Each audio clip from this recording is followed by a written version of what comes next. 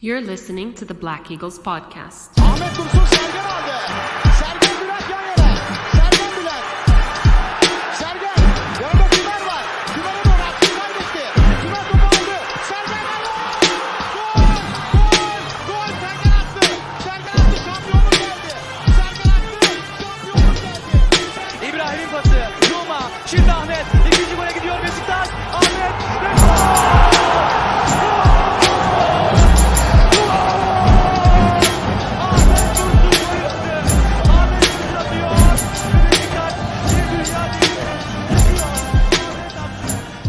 Welcome back, everybody. This is episode 245 of the Black Eagles podcast.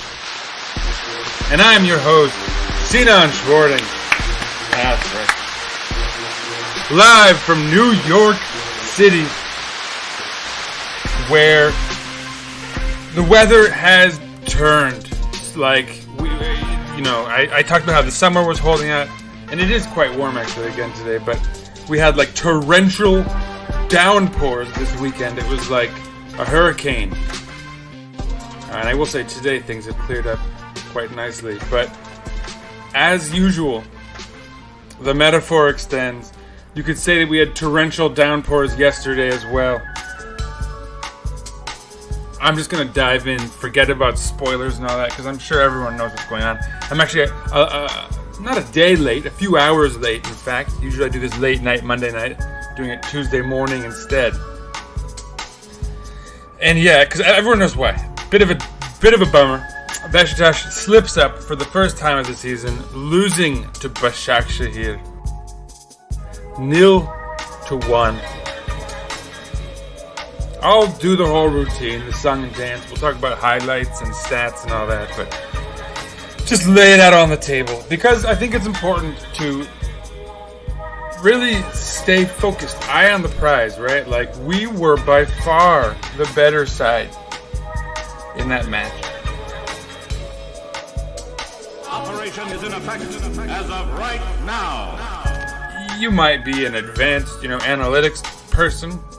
You look at XG, we dominated in that category. You might be an old school statistician and just, look at the classics like chances and shots and all that. And of course, we won that one threefold. 21 shots to their 7. They had one shot on target. We only had 2, however, so we were very, very, very inefficient up there. That said, they had one shot on target and 1 goal, right? So it speaks to the nature of the loss, if you will. Emre Belözoğlu, their coach, talked a good game after the match, and it was really just a load of crap. Pardon my language. I toned it down anyhow, but he was full of it. Oh, we've faced better sides. And like who? Who have you faced that's better than Beşiktaş this year, first of all? And second of all, you just got your butt dominated and were lucky to walk out of that match with any points at all, much less 3. So, be humble. But anyway, it is what it is. Emre has been a bit of a character his whole career. Cough, cough. Let's talk a little bit about this match, I guess. That's what we're here for. But I guess even before we do that, there's a little bit of news going into the match. First of all, just to bring us down a bit, right? Joseph was going to be suspended for 1 match. They said they were not going to consider it like an act of violence or anything, which would have required it to be maybe like a 5-match ban. We've seen 10-match ban. But that should therefore mean that there wasn't a red card in the first place. So they should have just fully rescinded it. We should have had Joseph for this match. Instead, we had to play Berkay Vardar. And again, I'll get into all that. But that was a bit of a knife job, if you will, by the TFF. Then, of course, the news came in about Dele Alli's injury. I don't think I had the final update on this last week. He is out for 10 days, so he might be back for not the match against not our upcoming match against Istanbulspor, but he might be back for the derby against Fenerbahce. So here's to crossing our fingers for that. No, actually, I take it back because before the derby we have the international break. So actually, he might be back for Istanbulspor. It was this one match he was definitely out for because 10 days means it was almost 2 weeks, right? So it'll come right up against the Istanbulspor match. Maybe we don't rush him back. We'll see. But yeah, sorry for that little brain fart there, but it is what it is. Anyway, so it's not a serious injury is I guess the good news on that front.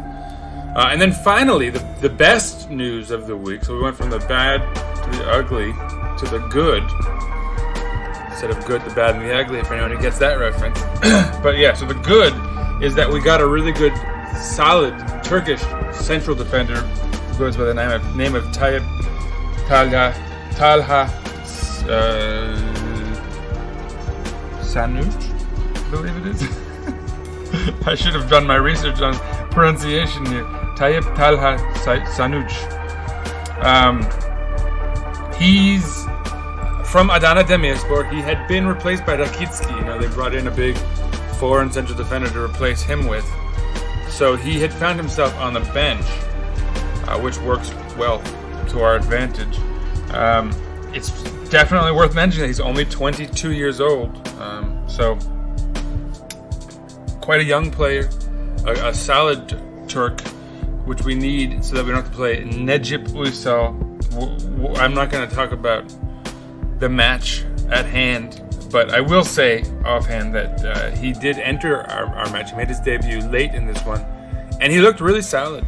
He made a great defense into counter where he passed the ball cleverly up the right side. So, yeah, a great little introduction. Some will say, he should have started this match. I don't agree. I mean, let me rephrase that. I might agree, in fact, but I understand why you don't do it, right? He's not fresh, right? Guys like Masuaku, Dele Alli, you can kind of throw right in because they've been training with their teams, they've been playing. Not so much the case with this fella because he'd been benched for Rakitski. So I think you got to warm him up, you got to train him up a bit. Maybe I'm being a little hypocritical because Dele Alli had sort of just played minimally for Everton, I believe. But, I mean, whatever. It is what it is. He's also quite young, right, as a 22-year-old. So I think, being a little conservative there is to some extent understandable for Valerian Ismail. With that said, let's dig into this match because at this point we've already discussed like half the lineup. So to begin with, in the goal again, Emre Bilgin. And I said last week that, maybe considering he was a little shaky in that match last week, maybe we should play him again just to let him sort of regain his confidence. It's a rough couple of matches, away in Ankara and then playing against a very solid, hot Başakşehir who have come into our match in good form. It's worth noting. They not only have beaten just about everyone in the Super League, with the exception of drawing Konyaspor, but they've beaten Alanya, Kayseri, Kasim Pasha, right? I mean, not like heavyweights or anything, but on top of that, they've actually done quite well in Europe, having just defeated Hearts of Midlothian 0-4. Royal Antwerp they beat to get there, in a two-legged series. So, they're in. Let's give them credit where it's due. They're in solid form coming into this match. They were going to be tough opposition. So perhaps it's a bit much to ask of Emre Bilgin, right? Like a rough 2 games to make his debut in. But it is what it is. Perhaps, I think everyone at this point is assuming there's some issue with Ersin in the back room, right? There's some contract dispute. Perhaps he didn't extend, right? That news that Sercan Dikme had reported was that he had extended, but Ajax was looking for him. Maybe, that deal broke down. Maybe they've pushed it off till the winter. I really have no idea. It's all speculation on my part. But the fact that Emre Bilgin has been sort of forced into the lineup suggests something is going on. With that said, And this is, I think, very important. Because I think for all the criticism because if it's not some weird backroom contract stuff, and it's just a decision by Valérien and Ismail, let's all be realistic. Like, every one of us, I think, was pretty excited to have him be sold because we need the money, with the logic being that Emre Bilgin is already good enough to play. Certainly I was a believer in this logic. He showed it in previous appearances. So these 2 appearances where he's a little shaky should not, hide the fact that, for the most part, Emre Bilgin is probably good enough. He is good enough, or at least he showed to be good enough. I think every one of us thought so coming into the season. And so it shouldn't really be any real major drop-off for us to see him out there, even though it's a little suspect or whatever that, suddenly Ersin is not playing. So that lane of criticism is one I'm not really going to get in. I don't think it should really matter. Now, the back line, Romain Saiss and Necip Uysal, like I said, our new guys not being tossed right into the lineup. I think we can probably expect to see him against Istanbulspor. Honestly, after this last match, we'll talk about it. So yeah, Necip, not his finest performance, but on his flank, Valentin Rosier on the right side, on the left side, Arthur Masuaku. In our midfield, I mentioned this, Berkay Vardar was in the back for Joseph, with Salih Uçan and Jedson Fernandes up front ahead of him, with, of course, Jackson Muleka, George Cavant Nkudu, and Wout Weghorst in the middle up front. So, that seems okay. Like, we have 4 Turks out there, it's worth noting, with Emre, Necip, Salih, and Berkay Vardar. But that's a good thing, right? It's a good thing that, we have enough good Turks that would be the case. And certainly Berkay is the backup for Joseph, while Atiba remains out, or whatever that's all about. So it's fine. I don't have a real problem. I don't think Salih needs to be replaced. He's been good all season. I guess because of that, why? I'm not sure why we don't see Montero or Wellington instead of Necip, but clearly there's something going on in the back room in that regard. We haven't seen either of them in a long time. Montero is, of course, a lefty, so maybe he doesn't want to play him on the right side. Wellington, however, he could have been available, you'd think, but not to be, for whatever reason. He's not even on the bench, so maybe he's still injured in his defense. I feel like we could have seen Montero, but whatever. Everyone knows I'm a Montero guy. But again, to be 100% honest, and if I'm going to say that, Salih Uçan should stay out there because he's been good enough, it's not like we have a foreign option in his position anyway, but I think you could probably make the argument that, with the exception of last match, not Başakşehir, but in fact I'm saying the match previous, where we beat Ankara Gücü but barely. Necip showed some cracks in that match. But with the exception of that match, he's actually been quite solid this season. So, maybe his form merited him being out there, I guess, right? I don't know. Now, in the first half, it's interesting. There's no, official stats. No cards handed out, no subs, no goals. With that said, Beşiktaş, despite having not much of the ball, dominated proceedings.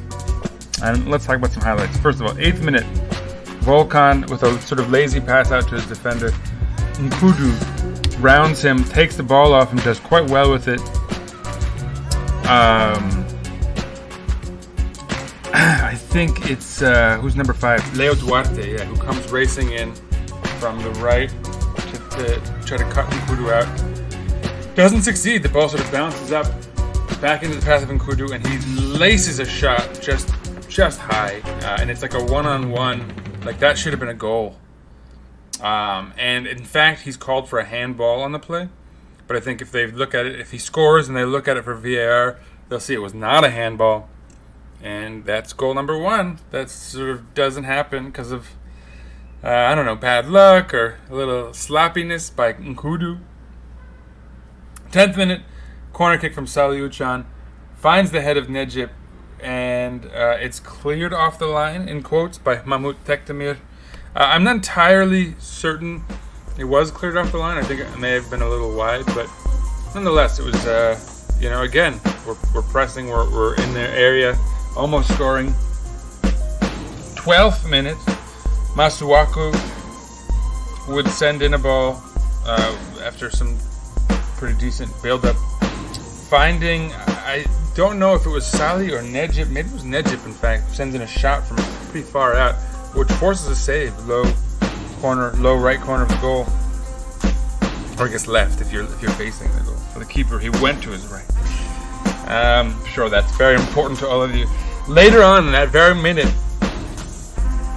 I think it was Masuaku who sent in a cross for Wout Weghorst, and it's Leo Duarte who intercepts. But he gets on all fours, so he heads it down, but he gets on all fours in doing so for some weird reason, and the ball hits his hand. And it seems like the most obvious handball in the world, because of him applying his hand to the ball, it changes the trajectory of it, and I think it's bouncing into the path of that Weghorst. Instead, he kind of corrals it. Again, we've seen this before, and we got it the last time. I don't know, but anyway, because it goes to the head first, they're saying it's not a hand. For me, these rules are getting so weird and mystifying, very mystical, and it's not just subjective, but it depends on the waning of the moon and the sun. It's all too random, in my honest opinion. There's very little logic to it anymore. I don't know. The purpose of the rule itself is being undermined by the way it's applied and interpreted now. I think the logic is you're not allowed to use your hands, right? And I think if using your hand interferes with the course of play, it should be a handball. It's not really he didn't have to get a card. It wasn't intentional or whatever, right? It wasn't a foul per se, but his hand gets in the way of the ball moving towards our player where he would have a chance on goal, and instead we don't because of his hand. I don't know. Again, why do we have this rule, handball, if that's not what it's for? It's killing me. I hate the modern rule of this. I hate the way they keep changing it and modifying it and tinkering and tinkering and tinkering. And every year there's a new facet that you have to incorporate into your analysis. It's terrible. Get it together. Football, man. That's so annoying. And that's, I don't know if that's FIFA or UEFA or, whichever governing body needs to get its crap together. But come on, man. It's so annoying. Ugh, I'm venting here. 25th minute. Necip Uysal. Terrible pass. Right into the path of none other than Bertrand Traoré, the 27-year-old right winger. I didn't even do their lineup. Whatever. Screw them. Terrible pass from Necip. Goes into the path to Traoré. He does well. Dribbles a few guys. Kind of almost rounds Romain Saiss. But Necip comes back to make the final save. So he sort of redeems himself on that one. But off of a terrible pass to the opposition that would have almost resulted in an assist. Although not, obviously, officially. So that was annoying.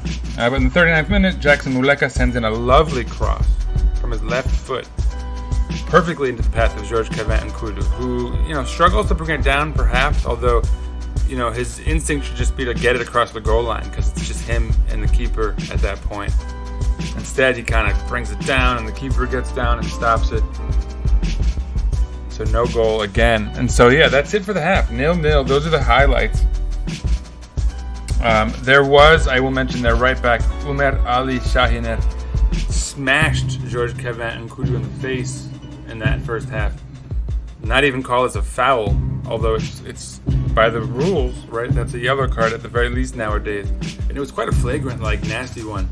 And not only that, but there was a major stoppage afterwards, so they had plenty of time to notice it, to have someone notice it, and then be like, hey, oh wait, we should look at that, and just no activity by the ref, by the VAR booth, nothing. And that is, a failure of Turkish refereeing, as you tend to see, frankly. But so yeah, that half, like I said, they had one highlight, the Necip giveaway where Traore almost puts it away by Beşiktaş, and they only had like not even 40% of the ball, I don't think, but the majority of the highlights. 5 major highlights, relatively big chances. I don't know if they qualify as big chances, statistically, officially, but as far as being worth mentioning here. Anyway, but so we carry on into that second half, and now things start to happen. In the 54th minute, on a corner kick, Jackson Muleka gets his head on it, sends it across the goal mouth perfectly.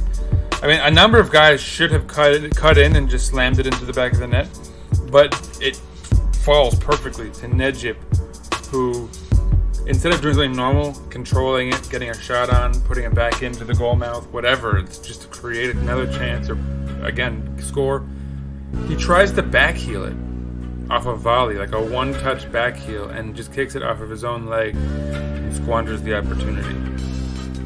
Fine, he's a central defender, but like, why? Then, exactly, what are you doing? Trying to be slick like that, you fool. Get it together, dude. Anyway, 56th minute, Junior Kaysara enters the match for Ömer Ali Şahiner Buz because, again, right, this guy could have potentially been taken out, could have been carted out of that match. So that's, good coaching, I suppose, by Emre to get him out, but terrible refereeing. A minute later, Nathan Redmond makes his debut, and I didn't even mention that we brought him in the news section, but yeah, former Southampton, very technical left winger, came on and made an immediate impact. The ball was like glued to his feet. But yeah, so he came on for Muleka. And some people are like, Muleka shouldn't have come off, it should have been Nkudu. I mean, in reality, Nkudu is getting into a lot of chances here in positions. Like, he should have already had a goal or two at this point. But so I think you're kind of expecting him to redeem himself. He's also playing well in a kind of underspoken way where he's coming back and defending and putting in great effort. So that's, that was an interesting thing to notice. And it was good. So yeah, I guess I'm saying I understand that sub rather than taking out Nkudu. I think taking off Muleka was the right call, and I think bringing on Redmond was the right call. So credit to the coach for that sub. 58th minute, yellow card for Salih Uçan. I don't recall it, to be honest. 63rd minute, Junior Kaysara gets a yellow card. Who just come on? We have a corner kick, and Saiz does something really clever where he gets a touch on it with his foot to bring it up into the path of his head, and then he heads it in. But a clever keeping by Volkan Babacan in this case. Quick reflex saves it. But again, pressing. All the highlights there, Beşiktaş. Now it's 7-1. 66th minute. Nathan Redmond with a big highlight. Fancy foot, great dribbling, cuts it in and sends in a shot. And it goes near post, but just wide. So that's 8-1 in terms of major highlights. Subs for them, Deniz Türüç comes on for Berkay Özcan. Serdar Gürler comes on for Munir Çuayır. So they're kind of retreating to some extent. I mean, I don't know if that's necessarily true. They're going wingy, They're sort of hoping that they can sort of knock something into the box. But cognizant of the fact that they've struggled a bit, they're not trying to be fancy on the ground like with Munir or control the midfield with Berkay. But so, sure enough, 70th minute, whenever a Necip is the start of a highlight, you better brace yourself. Sure enough, terrible pass, intercepted quite easily by Başakşehir, sending it right into the path of Philip Kenny. It was a guy we almost bought, right? We were like, it was like a 99% thing. I think he'd arrived in Istanbul, but good thing, because I guess he joined an Istanbul side in the end anyway. But so yeah, he gets a measure of revenge here. Lovely ball into the path of Traore. Traore, fancy with his feet, again gets past Romain Saiz with his sort of dribble step. This time there's no Necip to cover. He doesn't redeem himself in any way. And what's worse is that Traore's shot nutmegs Romain Saiz right through his leg, which I think obscures the vision of Emre Bilgin, right? Because he can't see it coming. Probably doesn't realize there's a shot coming until it's already through his defender's legs, which he doesn't anticipate. Especially because it's like Romain Saiz, you're expecting him to be like I was shocked that Traore went for it like that. But anyway, a goal. We're down 0-1. Their second highlight of this match. Their first shot on target, and only for the entire match. So, it is what it is. 72nd minute, Redmond does really well, finds Jedson in the box. Jedson sends it right into the hands of Volkan, center of the goal. If he sends it any other direction, it's a goal. Great setup by Nathan Redmond. And, credit to Jedson as well. He's played well for the most part. He didn't stand out as far as like his dominance in the midfield as he has in previous matches, but if he scores there, right, we all look past it. What else happens? Subs, 75th minute, Cenk Tosun on for Jedson. Tayyib Sanuc comes on for Necip Uysal. We all know why that happened. Duarte with a yellow card in 76th, 79th. Tayfur Bingol comes on for Berkay Vardar. So it's interesting to see him in a 6 role, but again, he was quite active. He got back, he defended well, he was all around the pitch. Like, he performed in that role quite well. I don't know. But again, a nice solid debut from another newcomer. You like to see that. And I think that applies to both of our newcomers here, right? Like Tayyib Sanuc played quite well, as did Tayfur Bingol, as did Nathan Redmond. So, great little debuts. Unfortunately, not quite enough to get the job done. 81st minute, Stefano Okakachuka comes on for Philippe Kenny. Daniel Alexic comes on for Bertrand Traore. Cenk would send in a beautiful cross right around the same moment, perfectly into the path of Weghorst, who he heads it. He screws up, let's be honest. He probably could have headed this into the back of the net. Instead, he muffs it. It sort of bounces down and caroms around a little bit. I think he sends it into the path of Nkudu, and then Nkudu is saved again on a major flub. He may have skied it. I don't even remember. At this point, it's all a blur. We don't score, though, even though he's one-on-one again. 82nd minute, Yusuf Indiashimiye gets a yellow card.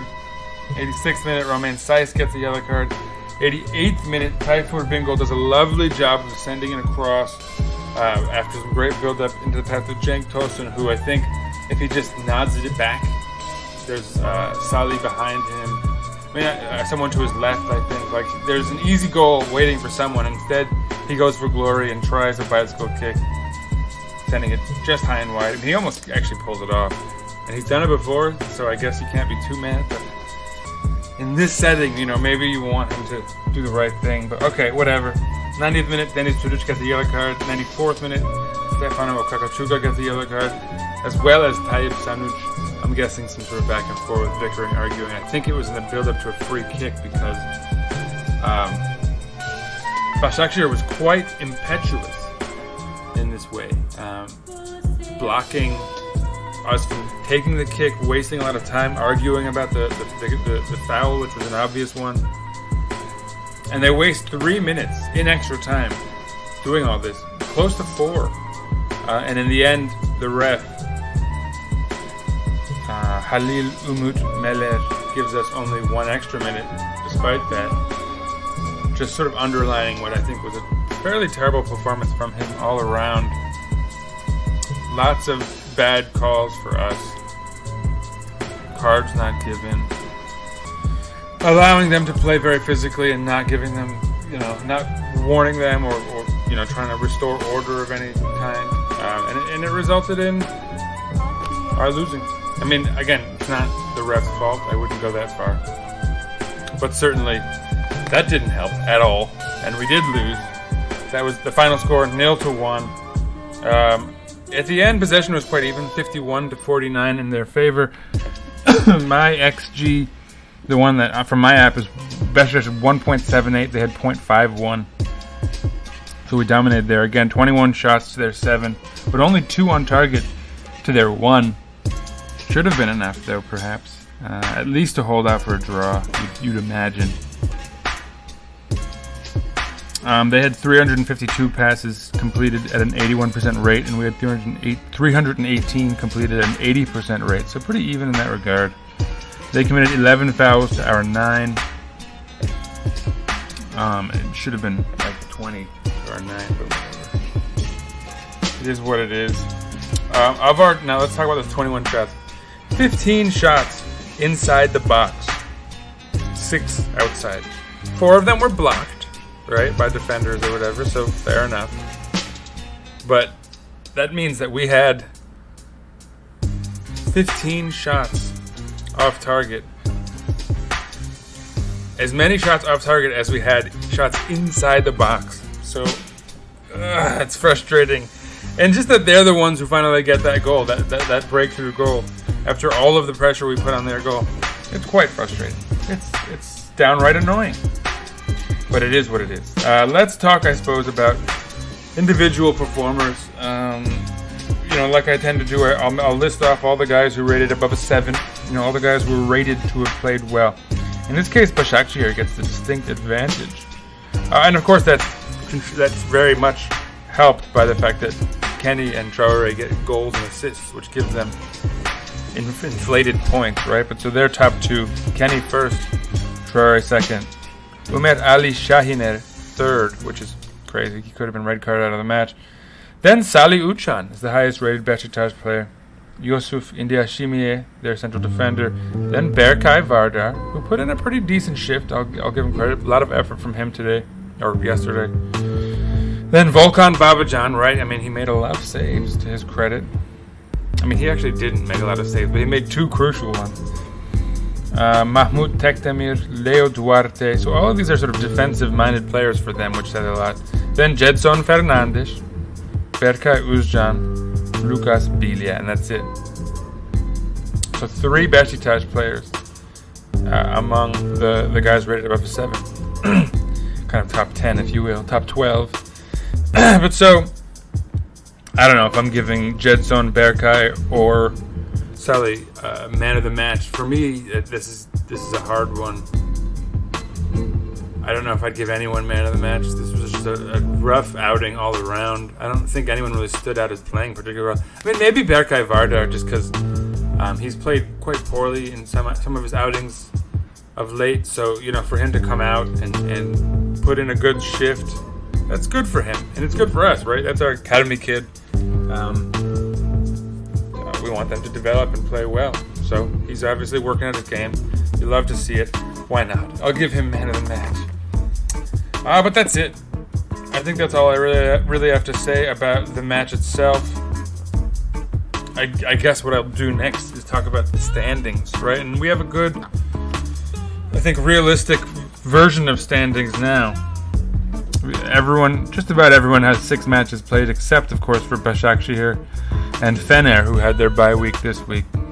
So on top, of course, is Konyaspor, who again were victorious. They beat Hatayspor 1-0, eking out a win in the 66th minute. But that's what they do. They win 1-0. They have yet to allow a goal all season. Same for Başakşehir. It's worth noting. Although for Konya, they played an extra match, so we'll see if Başakşehir can maintain that. Their next match will be against Fatih Karagümrük, so maybe not a huge challenge in that regard. But so yeah, first place, Konya with 14 points. Second place is Başakşehir with 13 points. And I'll give them second place because they have that game in hand, like I said. But a number of teams have 13 points, which includes us, Beşiktaş, who are in third. Then Adana Demir and Galatasaray. So we all have 13 points, and we're in third on goal differential. Obviously, we've yet to face Adana Demir or Galatasaray. Then there's Gaziantep, who slipped a bit there. Now in 6th place with 11 points. They drew against Umraniye 1-0, which is tough for them. While I sort of skipped over Galatasaray, I guess I should mention they were victorious 2-3 on the road against Kasımpaşa, although they struggled against Kasımpaşa, which should not be.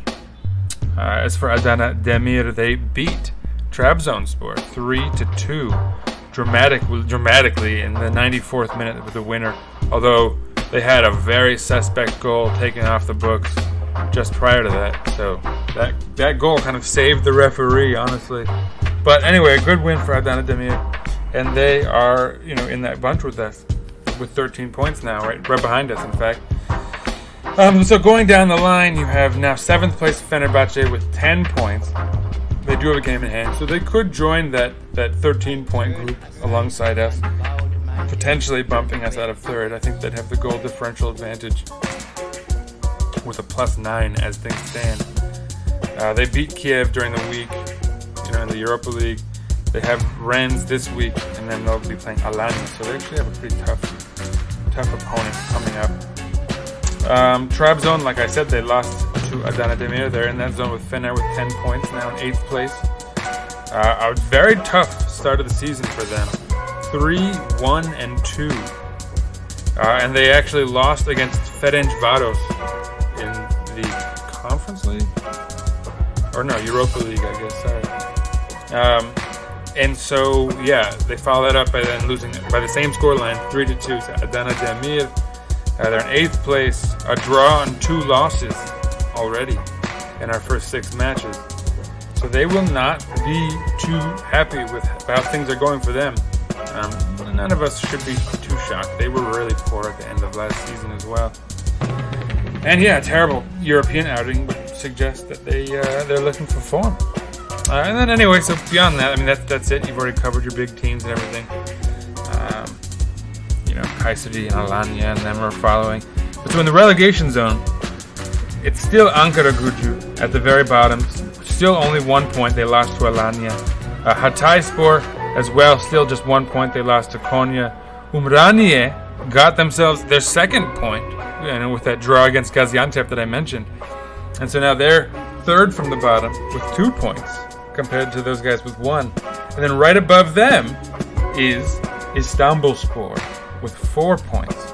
They drew Sivas 1-1 in their last match, and that's worth noting because we're going to play them next on the road, technically, but it's at the Turk Olimpiyat, the giant Olympic stadium that they have in Istanbul. That used to be our home stadium for a hot minute as well.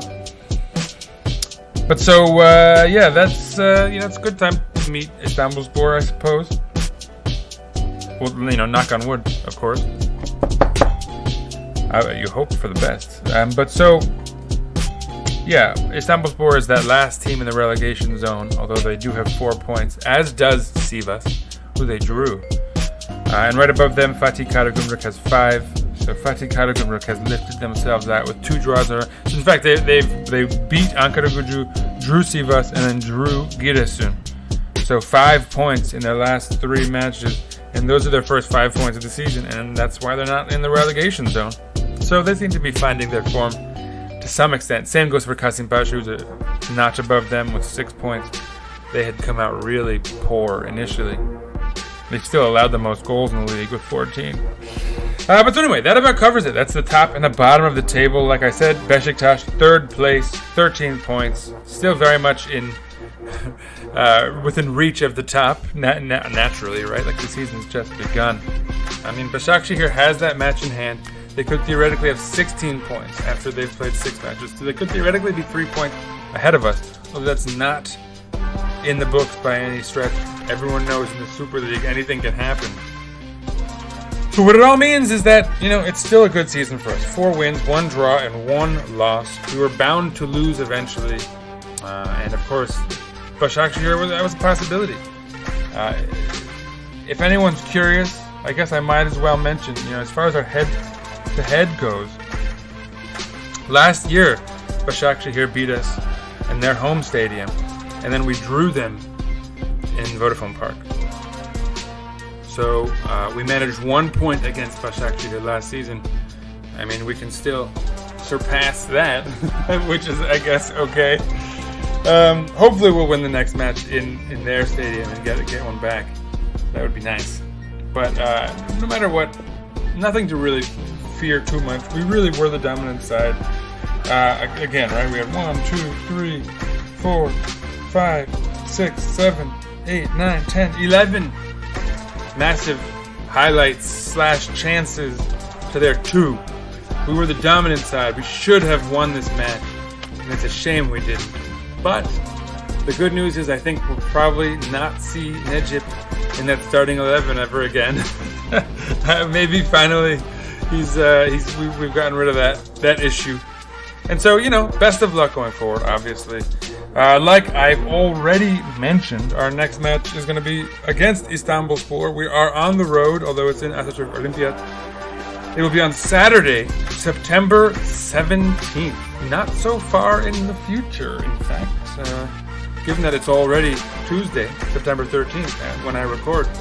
So just a few days away. Hopefully we can restore order, get another win, start feeling good about things again. But until then, stay tuned. Follow us on Twitter @Eagles_podcast. Follow us on Instagram, Black Eagles Podcast, one word. Follow myself @Sir_Rights_Allah. And of course, let's go Beşiktaş! Peace out. We'll get him next time.